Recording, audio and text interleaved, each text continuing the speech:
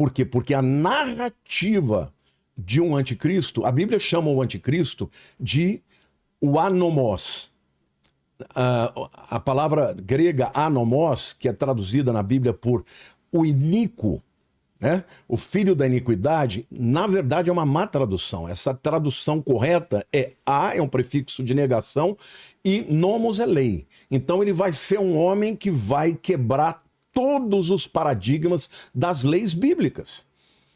Então é esse o espírito do anticristo. Portanto, esse papa, ele não vai ser um papa moderado. Se for, vamos dizer assim, dentro dessa visão escatológica, né?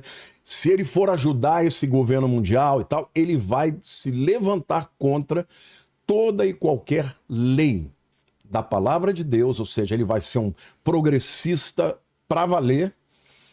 E não só as leis que são religiosas, porque a Bíblia diz que ele se levanta contra Deus e contra tudo que se nomeia de Deus. Quer dizer, na minha opinião, ele vai querer destruir a religião no mundo.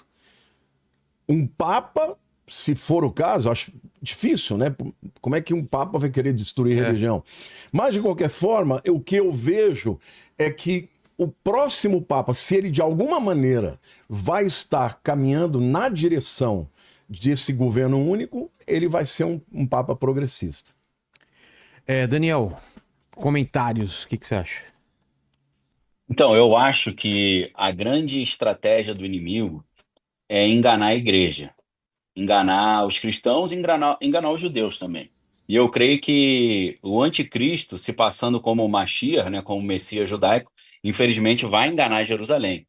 E como é que ele vai fazer isso? Ele vai se passar por um cara que ama Jerusalém, mas depois dos 3 anos e meio da tribulação, ele vai se levantar contra tudo que se chama Deus e contra o povo de Deus também.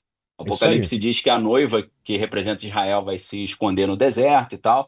Então, inicialmente, o anticristo ele vai se apresentar como um cara pró-Israel, e para ele enganar a igreja, ele precisa se apresentar como um cara pró-igreja. Por isso que eu acho que na estratégia diabólica do que a gente vê em 2 Tessalonicenses, quando o apóstolo Paulo fala que o advento do filho da perdição será através de milagres, sinais, prodígios de mentira, através da eficácia do poder de Satanás, eu creio que eles serão pessoas que não são cristãs, porque eu falo eles, a gente está falando a besta, o anticristo, falso profeta, um papa, talvez, um líder religioso, pessoas que não são cristãs, mas que na verdade odeiam o cristianismo, se passando por cristãs, por pró-família.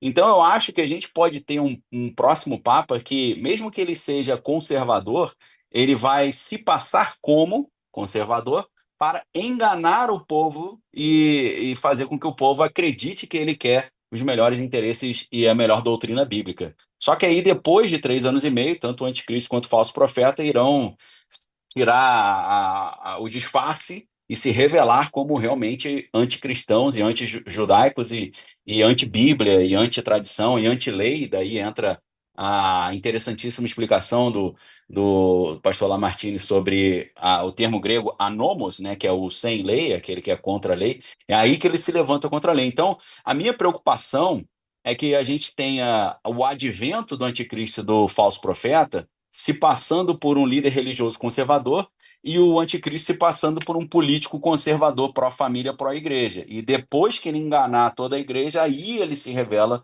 como um anticristão ou alguém com esse tipo de ideologia que a gente imaginaria. Esse é o grande medo que eu tenho, né? E uma maneira que eu vejo essa dicotomia entre o que é falado e o que é feito é a gente que, por exemplo, vou dar um exemplo aqui, presidente Donald Trump.